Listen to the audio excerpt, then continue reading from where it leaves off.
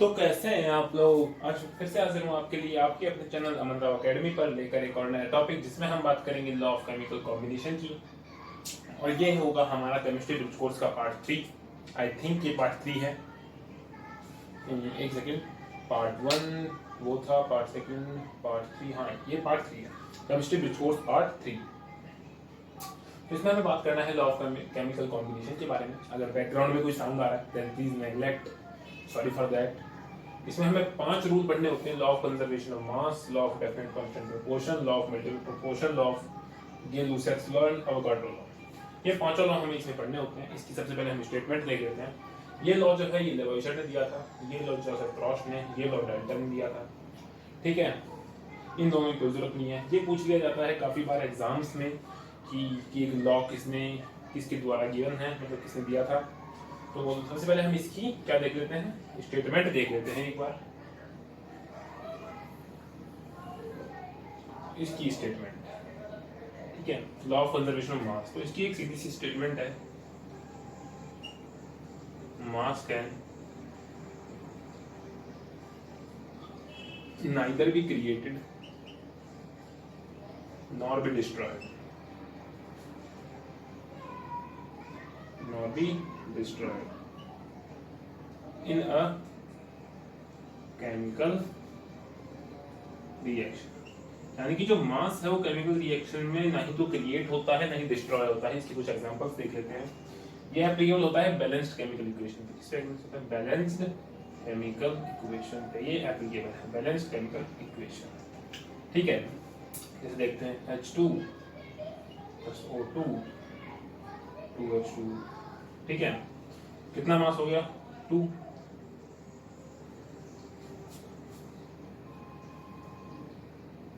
दो एटम है हाइड्रोजन की, मास होता है 1, प्लस दो एटम है ऑक्सीजन की, मास होता है 16, एंड 2 हाइड्रोजन का कितना, दो एटम है, मास होता है 1, प्लस ऑक्सीजन का एक एटम है, मास होता है 16। तो 2 प्लस 32, ठीक है, एंड इसमें क्या होता है 2 प्लस 2 प्लस 16, ठीक है, 2 प्लस 16। तो ये कितना हो गया 34, एंड ये कितना हो गया 32, सॉरी 18। अब इसमें कहीं ना कहीं तो मिस्टेक आई है। अब आप इसकी मिस्टेक ढूंढ सकते हो मिस्टेक। देखो ढूंढते हैं, दो एटम थे, यहाँ पर भी दो एटम है, ठीक है। मिस्टेक इसमें है ये है कि बैलेंस नहीं है।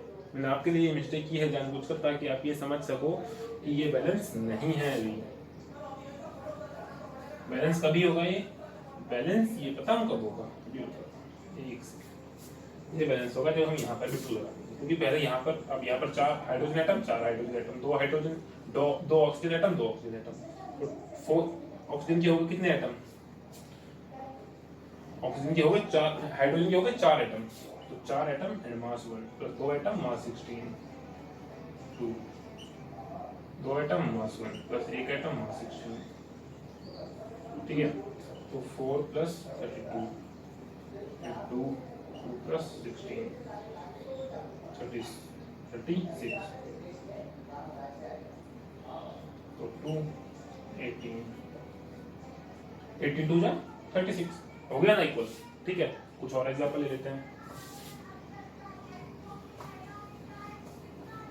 एक और इक्वेशन ले लेते हैं जिससे कि ये आपको श्योर हो जाए कि ये इक्वेशन जो है बिल्कुल ठीक है, जैसे वो मिल गया। CaCO3, इसको दिया हमने हीट। अब आप सोचोगे यार फिजिक्स में तो इसका मतलब डेल्टा होता है, डिफरेंस, बट फिजिक्स में डेल्टा होता होगा, यहाँ पर इसका मतलब है डिफरेंस। CaO+CO2। कैल्शियम कार्बोनेट को हीट में अगर हीट दिया, उसको एनर्जी दिया, तो CO में स्प्लिट हो जाता है। इसमें Ca एक एटम है मास 40, प्लस कार्बन एक एटम है मास 12, प्लस ऑक्सीजन 3 एटम है मास 16 इज इक्वल्स टू, यहाँ पर कैल्शियम एक एटम है मास 40, प्लस ऑक्सीजन एक एटम है मास 16, प्लस एक एटम है मास 12 एंड प्लस 2 एटम है मास 16। ये एक में है, ये एक में, ठीक है। तो इसमें क्या हो जाएगा 40 1 इंटू 40 40, 1 इंटू 16 16, ठीक है, and plus 1 into 12 12, and 16 into 2 32। ये क्या हो जाएगा, 16 40 एंड 16 56 प्लस 44, तो ये हो गया 100। अब एक बार इसको भी ऐड कर लेते हैं, 40 1 4 40 प्लस 1 12 12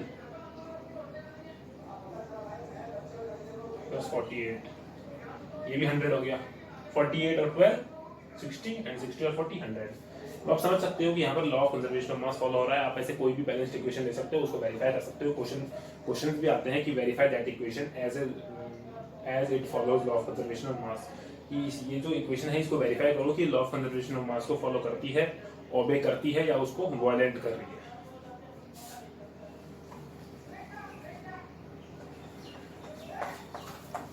ये हमने बात कर ली यहाँ पर लॉ नंबर 1 की। अब आ जाते हैं हम लॉ नंबर 2 पर, लॉ ऑफ डेफिनेट प्रोपोर्शन। इसमें क्या कहता है ये लॉ? इसमें लॉ बेसिकली कुछ भी नहीं कह रहा है, ये बस इतनी सी बात कह रहा है, एलिमेंट्स टू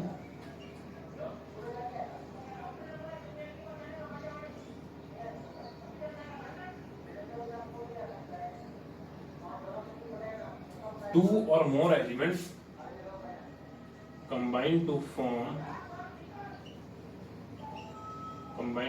compound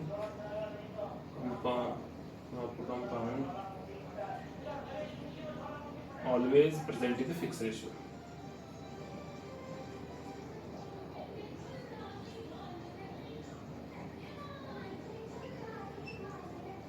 ये थोड़ा साइड में ये जो गाने बज रहे हैं प्लीज नेग्लेक्ट इट, मत सुनो इसको।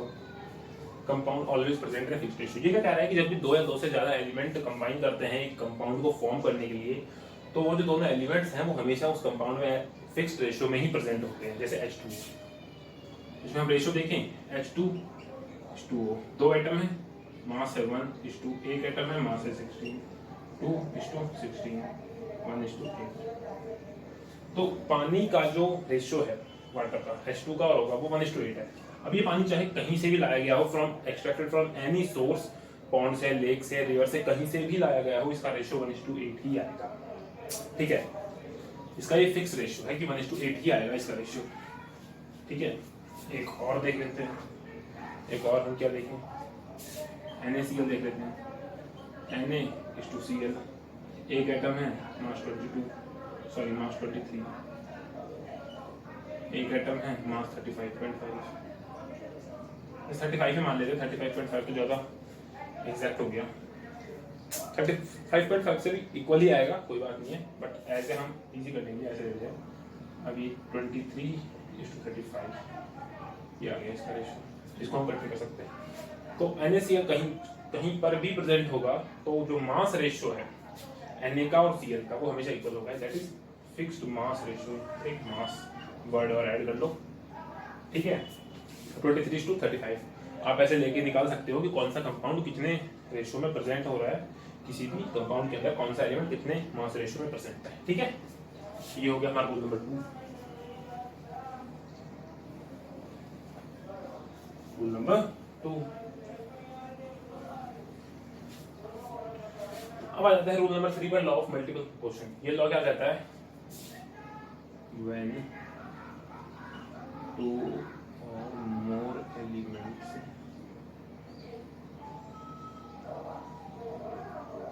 combine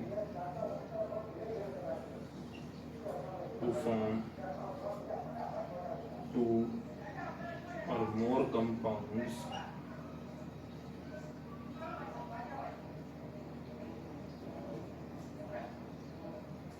one element is presenting a fixed in a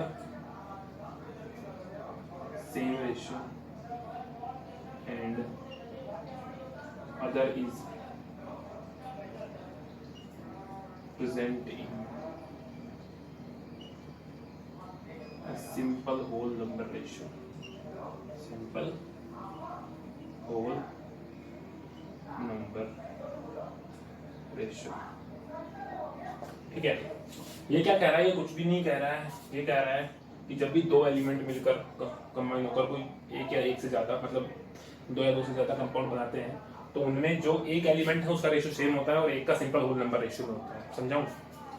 जैसे H2 और O2 ने मिलकर बना दिया H2, ठीक है, एंड इसी H2 और O2 ने मिलकर बना दिया हाइड्रोजन पेरोक्साइड H2O2। तो H2O में क्या रेशियो है? H2O में तो 1:8 का रेशियो है, अभी ऊपर देखा था। एंड H2 एंड O2 में क्या रेशियो है?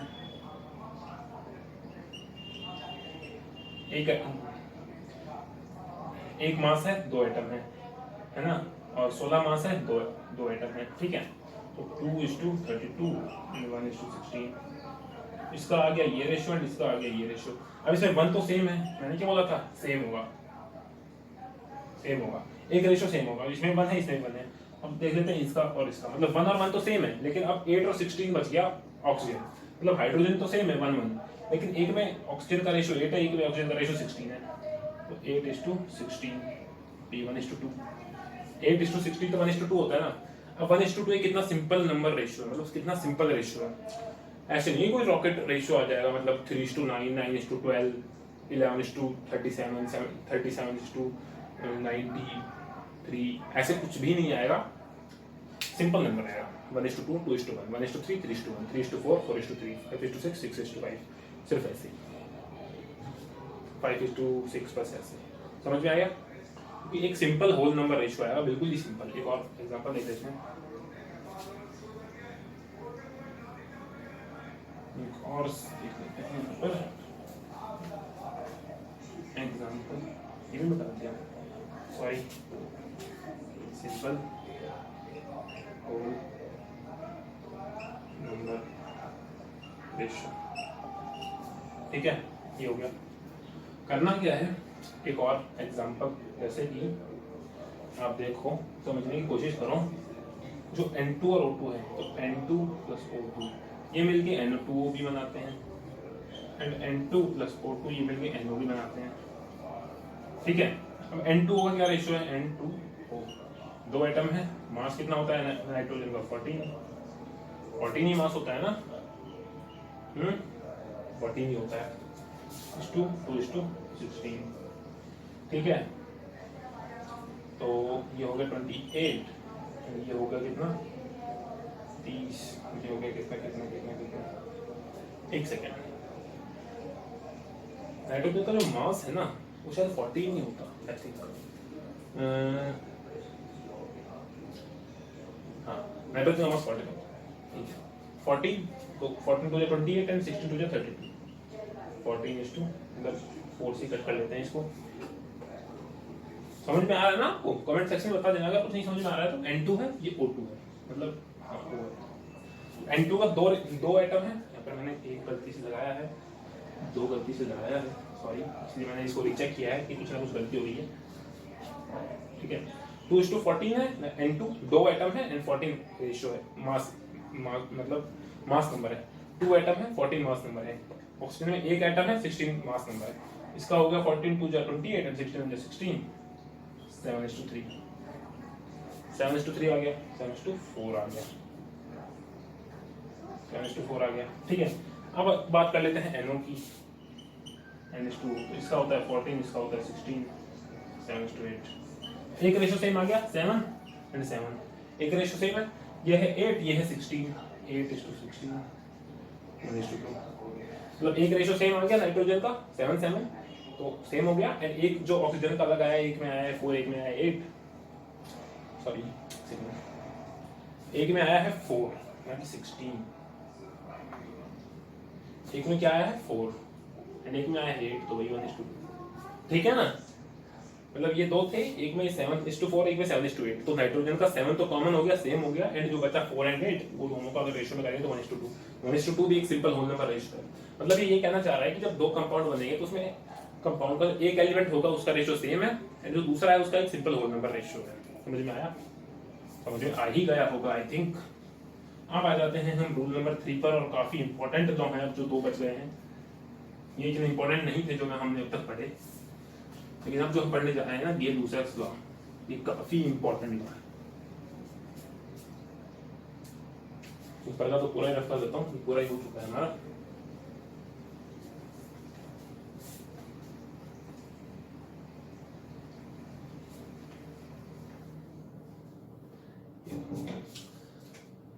तो गे-लुसाक्स लॉ जो है ये एप्लीकेबल है सिर्फ गैसेस के ऊपर ही, applicable only on gases.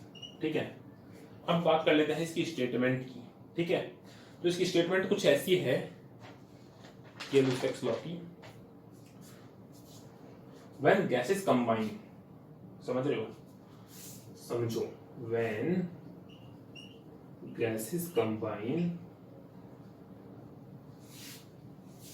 or produced in a when gases combine or produced in a chemical reaction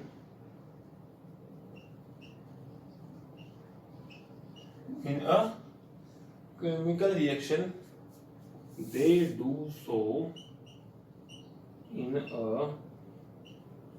simple ratio। मतलब वो जब या तो कभी गैसेस कंबाइन होती हैं या फिर किसी केमिकल रिएक्शन से प्रोड्यूस होती हैं, तो वो ये they do so in simple whole ratio by volume, ratio by volume. ठीक है, और अगर आप इसमें कुछ और ऐड करना चाहो तो कर सकते हो, कि क्या ऐड कर सकते हो आप इसमें, एक चीज और ऐड कर सकते हो, produced all gases at same temperature and pressure. मतलब ये एक स्टैंडर्ड कंडीशन हो गई जहां पर हम इस लॉ की बात करेंगे, एक स्टैंडर्ड कंडीशन है, व्हेन गैसेस कंबाइन और produced in chemical reaction they do so in a simple ratio by volume produced all gases at same temperature and pressure। अब ये बेसिकली कह क्या रहा है, ये पता है क्या कह रहा है, ये कह रहा है कि जब गैस, जैसे कि आपके पास 3 सिलेंडर है, एलपीजी सिलेंडर जानते हो ना, एलपीजी सिलेंडर, उन तीनों सिलेंडर्स के अंदर 3 गैसेस भरी हैं, नेग्लेक्ट दैट, बारात जाती है। ठीक है, बारात नहीं, ये उड़े वाला है, ये कभी भी आ सकता है। ठीक है, दिल्ली में तो आप जानते ही हो क्या हाल है। तो प्रोड्यूस्ड, तो अब हम इसमें बात कर रहे हैं जब 3 सिलेंडर हैं, मैं होप कर रहा हूँ कि मेरी बात आपको क्लियरली सुनाई दे रही होगी। तो जब 3 सिलेंडर है एलपीजी के, उसमें एक में भरी है ऑक्सीजन, एक में भरी है नाइट्रोजन एंड एक में भरी है क्या, एक में क्या भरी है, एक में क्या भर सकते हो आप, एक में हीलियम भर लेते हैं, एक में नाइट्रोजन है, एक में ऑक्सीजन है, एक में हीलियम है। तो इन तीनों सिलेंडर को जब हम सेम प्रेशर और सेम टेम्परेचर पर प्लेस करेंगे, तो तीनों का टेम्परेचर भी सेम है, तीनों का प्रेशर भी सेम है, तो इन तीनों के अंदर जो गैस है उनकी वॉल्यूम सेम हो जाएगी। ठीक है, उनकी वॉल्यूम सेम हो जाएगी, यानी कि तीनों सिलेंडर पे सेम टेम्परेचर है, सेम प्रेशर है और तीनों में अलग अलग गैसेस हैं, तो उन तीनों गैसेस की वॉल्यूम सेम है, वॉल्यूम उनकी सेम है। जैसे ये कंटेनर है, ये एक कंटेनर है, ये एक कंटेनर है, इसमें भरिए O2, इसमें भरिए N2, इसमें भरिए हीलियम एट एसटीपी। एसटीपी का मतलब जानते हो, एसटीपी का मतलब होता है स्टैंडर्ड टेम्परेचर प्रेशर, इसको हम एनटीपी भी बोलते हैं, एसटीपी भी बोलते हैं, एनटीपी भी बोलते हैं। एसटीपी मतलब normal standard temperature pressure and NTP मतलब नॉर्मल टेम्परेचर प्रेशर। तो इन तीनों की जो वॉल्यूम है वो सेम होगी, इसकी 1 भी है वॉल्यूम, तो इसकी भी 1 भी, इसकी भी 1 भी। ठीक है, अब बात कर लेते हैं एक फैक्ट के बारे में। लॉ क्या कह रहा है ये तो हमने समझ लिया, मतलब कोई भी गैस जब सेम टेम्परेचर और सेम वॉल्यूम पर एग्जिस्ट करती है, जब सेम टेम्परेचर और सेम प्रेशर पर एग्जिस्ट करती है तो उसकी वॉल्यूम सेम हो जाती है। ठीक है, मतलब 2 गैसेस हैं, दोनों के पास जो सराउंडिंग्स हैं उनका टेम्परेचर भी सेम है, प्रेशर भी सेम है, तो उनकी वॉल्यूम सेम होगी। अब आपको बताता हूं एक फैक्ट, कोई भी 1 मोल जो गैस होती है ना, 1 मोल gas at STP, 1 mole gas at STP की जो वॉल्यूम है वो पता है कितनी होती है, 22.4 लीटर्स। इतने राज की बात है ये, इतने राज की बात है कि आईआईटी वाले भी पूछते हैं इससे, ठीक है। 1 मोल गैस, 1 मोल गैस जब एसटीपी पे रखी है, स्टैंडर्ड टेम्परेचर प्रेशर पे रखी है, स्टैंडर्ड टेम्परेचर प्रेशर एक स्टैंडर्ड मेजर है जहां पर टेम्परेचर भी फिक्स होता है, प्रेशर भी फिक्स होता है और उस प्रेशर पे होता है। जब 1 मोल गैस को हम एसटीपी पर रखते हैं तो उसकी वॉल्यूम हो जाती है 22.4 लीटर। ये एक फैक्ट आपको समझ में आ गया होगा, इसको आगे हम और अच्छे से समझ लेंगे जब हम अपने चैप्टर्स पढ़ने शुरू करेंगे, या फिर ब्रिज कोर्स में ही क्लियर हो जाएगी ये चीज तो, ठीक है। तो ये हमने यहाँ पर पढ़ लिया। अब कर लेते हैं इससे जुड़े कुछ न्यूमेरिकल्स। देखो भैया ये है केमिस्ट्री, जब तो न्यूमेरिकल्स ना हो जाए तब तक चैन नहीं पड़ता है हमें। देख ले न्यूमेरिकल्स, तो न्यूमेरिकल्स है कुछ इस तरह से, मतलब कि ये थोड़ा सा गलत लिख दिया मैंने। 2a + 3b बना रहे हैं 5c, समझ में आ गया? ये बना रहे हैं, एंड ये पता कैसे बना रहे हैं, इसका जो वेट है वो 50 लीटर है। अब आप सोचोगे यार 5 मोल है, 5 मोल हो गए एक तरह से सी के, तो ये तो 22.5 इंटू 5 हो जाना चाहिए, 22.5 इंटू 5 हो जाना चाहिए। समझ रहे हो आप इस बात को? पर ऐसा नहीं होता है, वेरी सैड, 22.5 नहीं होता, क्योंकि ये स्टैंडर्ड टेम्परेचर प्रेशर पे नहीं है भैया, ये स्टैंडर्ड टेम्परेचर प्रेशर पर नहीं है। इसका कुछ भी प्रेशर हो सकता है, कुछ भी टेम्परेचर हो सकता है, तो इसका 5 मोल 50 लीटर के ही बराबर हो रहा है। अब इसका तो 5 मोल 50 लीटर के बराबर हो गया, तो यानी कि 1 मोल जो है, 1 मोल ये 10 लीटर के बराबर हो गया। अब ये तीनों एसटीपी पे तो नहीं है, लेकिन ये तीनों है सेम। मतलब एसटीपी तो क्या है, जैसे फॉर एन एग्जांपल एसटीपी में टेम्परेचर होता है x डिग्री एंड प्रेशर होता है y 80 एटमॉस्फेरिक प्रेशर एटीएम। मतलब जो टेम्परेचर है वो y एटीएम एंड जो टेम्परेचर है वो x सेल्सियस x डिग्री, तो उस तरह से होता है। लेकिन ये एसटीपी पे नहीं है, लेकिन ये भी सेम पे है। अगर ये 20 डिग्री सेल्सियस पे है तो ये भी 20 डिग्री पे है, ये भी 20 डिग्री पे है। ये 2 एटीएम पे है तो ये भी 2 एटीएम पे है, ये भी 2 एटीएम पे है, तीनों इक्वल है।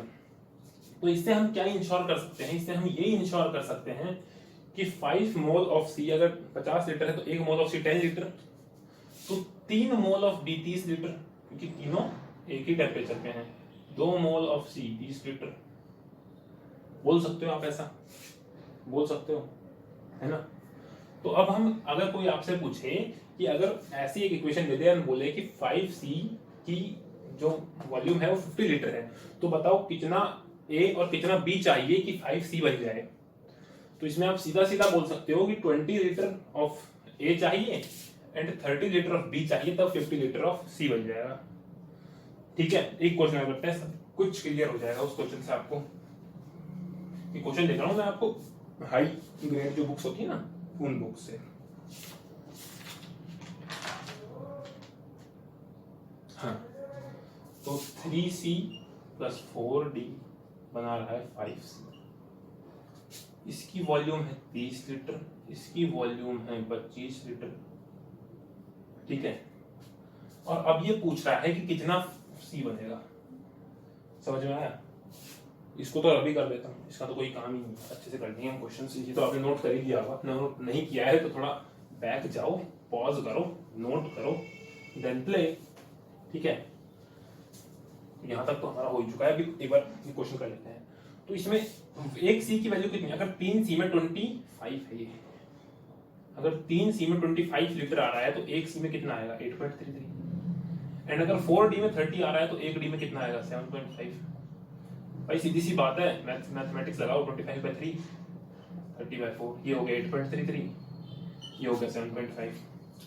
अब अगर हम 8.33 को एज ए मेजर लें तो ये तो कम पड़ जाएगा हमें। मतलब अगर आप ज्यादा को मेजर लोगे तो कम पड़ जाएगा। बाबा एक ऐसे एक बात सोचो, अगर आप किसी अमीर आदमी को मेजर लेते हो, अगर किसी के पास बहुत पैसा है और अगर आपने उसको मेजर लिया है, एक स्टैंडर्ड लिया है, तो जो गरीब लोग हैं वो तो कम पड़ जाएंगे यार उसके सामने, उसका पैसा तो कम पड़ जाएगा। लेकिन अगर आपने किसी गरीब आदमी को ही स्टैंडर्ड ले लिया है तो उसका जो वो है, उसके तो अमीरों के पैसे कम नहीं पड़ेंगे। अमीरों मतलब ज्यादा को स्टैंडर्ड लोगे तो कम पड़ सकता है, लेकिन अगर कम को स्टैंडर्ड लोगे तो कम नहीं पड़ सकता। तो हम कम को स्टैंडर्ड लेंगे, यानी 7.5 को स्टैंडर्ड लेंगे, क्योंकि 7.5 है इससे कम। तो ये तो हो गया पूरा 30 लीटर। लेकिन अब 7.5 है ये, एंड अगर इसको हम 3 से मल्टीप्लाई कर दें तो ये कितना होगा? 2.5 लीटर। ठीक है, ये हो गया। अब ये तो हो गया हमारे पास, लेकिन अब हमें एक और चीज भी देखनी है। अब वो एक और चीज हमें पता है क्या देखनी है, एक और चीज हमें ये देखनी है, ये 30 हो गया, ये 22.5 हो गया, कोई प्रॉब्लम नहीं है, हो जाने दो। अब हमें ये देखना है कि इसका भी तो एक 7.5 है इंटू 5, और इसको भी तो हम इसी से करेंगे क्योंकि तीनों का टेम्परेचर एंड प्रेशर सेम है। तो 7.5 इंटू 5 37.5 हो जाएगा, यानी इतना सी बनेगा, इतना लीटर। इसको लिया स्टैंडर्ड, ये 30 लीटर हो गया, इसको 7.5 इंटू 3 का 22.5 लीटर हो गया, 5 इंटू 7.5 क्योंकि 7.5 को स्टैंडर्ड लिया है तो 37.5 आ गया। तो 5 से पता कितना बनेगा, 37.5 लीटर बन जाएगा। अब इसका तो 30 का 30 लीटर ही कंज्यूम हो गया और इसका इतना बन गया। अब 25 माइनस 22.5 यानी कि इसकी वॉल्यूम हमारे पास 25 लीटर थी, लेकिन ये यूज सिर्फ इतना ही हुआ है। 25 लीटर था हमारे पास, लेकिन हमने यूज सिर्फ 22.5 लीटर किया है। तो 2.5 लीटर हमारा जो सी है, 2.5 litre of C is left, ये हमारे पास बच चुका है, ये हमारे पास अभी भी है। तो ये ऐसे हम ये सब निकाल सकते हैं। इसमें कुछ भी क्वेश्चंस की जैसा नहीं, ये क्वेश्चंस मैंने सिर्फ आपको कराए हैं कुछ समझाने के लिए। तो ये लॉ भी हमारा हो चुका है। अब आ जाते हैं लास्ट लॉ पे, एवोगाड्रो लॉ। इस लॉ का नाम, इस शब्द एवोगाड्रो 9th 10th में पढ़ के आ चुके हो, सब कुछ याद ही होगा इसके बारे में अगर आपने ठीक से पढ़ा होगा तो। गेलो-सेक्स लॉ को तो रबी कर देते हैं, कोई काम नहीं है, ठीक है। एवोगाड्रो लॉ क्या कहता है, इट स्टेट्स दैट, क्या स्टेट कर रहा है, आ रहा है कुछ याद आ रहा है, equal volume of all gases, equal volume of all gases, it states that equal volume of all the gases under similar condition,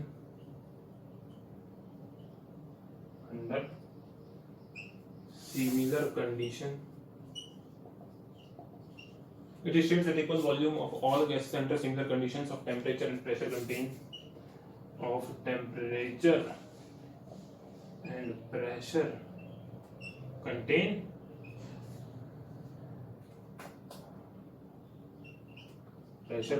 क्या कंटेन, सोचो क्या contain, equal number of molecules, equal number of molecules. इस law को हम पढ़ेंगे बाद में, इसकी सिर्फ अभी आप यही याद रखो definition, it states that equal volume of all gases under similar condition of temperature pressure contains equal number of molecules. ये भी वही कह रहा है गेलो-सेक्स लॉ की तरह। गेलो-सेक्स लॉ कह रहा था कि वॉल्यूम इक्वल होती है एसटीपी पर, ये कह रहा है कि नंबर ऑफ मॉलिक्यूल इक्वल होते हैं एसटीपी पर, बस एसटीपी पर मतलब सेम पर, स्टैंडर्ड टेंपरेचर प्रेशर पर। वो कह रहा था वॉल्यूम इक्वल होती है गेलो-सेक्स लॉ, एंड एवोगाड्रो लॉ कह रहा है कि नंबर ऑफ मॉलिक्यूल इक्वल होते हैं, ठीक है। अब इसके कुछ बेसिक्स, एवोगाड्रो नंबर याद है, एवोगाड्रो नंबर याद नहीं है, एवोगाड्रो नंबर है 6.022 into 10⁻23। आ गया याद, 9th में बहुत खून किया था एवोगाड्रो नंबर, जब कुछ समझ नहीं आया था इसको, 9th में इसको इतना इलेबोरेट नहीं किया गया था, अब 11th में मैं इलेबोरेट करूंगा इसको, हर चीज इतने इलेबोरेशन से बताऊंगा मैं आपको कि आपको हर चीज समझ में आ जाएगी। एवोगाड्रो नंबर होता है 6.022 into 10⁻23। अब एक और रिलेशन देख लेते हैं, एक रिलेशन है volume is directly proportional to number of molecules.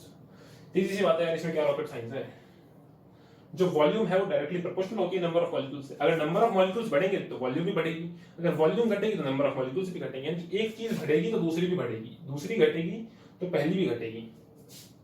इसे बोलते हैं डायरेक्टली प्रोपोर्शनल, कि एक बढ़ेगा दूसरा बढ़ेगा, एक घटेगा तो दूसरा भी घटेगा। ये इसके बारे में कुछ बातें हो गई। अब हम क्या कर लेते हैं, अब हम कुछ नहीं करते हैं, अब मैंने जो भी आपको पढ़ाया है आज वो सब कुछ आपको रिवाइज करना है, बस यही काम है अब आपका। अभी आप इतनी टेंशन मत लीजिए कि यार मुझे ये चीज समझ में नहीं आई, ये मुझे समझ नहीं आई, ये सिर्फ अभी आपका बेस बन रहा है। अभी मैंने जितना पढ़ाया है वो मैं होप करता हूँ कि आपको अच्छे समझ में आया होगा और आना भी चाहिए, क्योंकि मेहनत से वीडियो बनाई है मैंने तो समझ में तो आया ही होगा। तो मैं बस यही कहना चाहूंगा कि जो भी मैं पढ़ाता हूँ आपको, वो आप टाइम टू टाइम रिवाइज करते रहिए, और उसके जो क्वेश्चंस हैं, मतलब जो भी डाउट्स आपको रेज हो रहे हैं वो आप कमेंट सेक्शन में बताइए, और इम्प्रूव करने की कोशिश की गई है, आपके लिए एक अच्छा कंटेंट बनाने की कोशिश की गई है। मेरी वीडियोस बैक टू बैक आ ही रही है, मार्कर गिर गया, वेरी सॉरी, आ ही रही हैं। तो इस तरह से आप उसे पढ़िए। And thank you very much, आपने काफ़ी सपोर्ट किया है। Thank you very much, keep supporting, keep loving.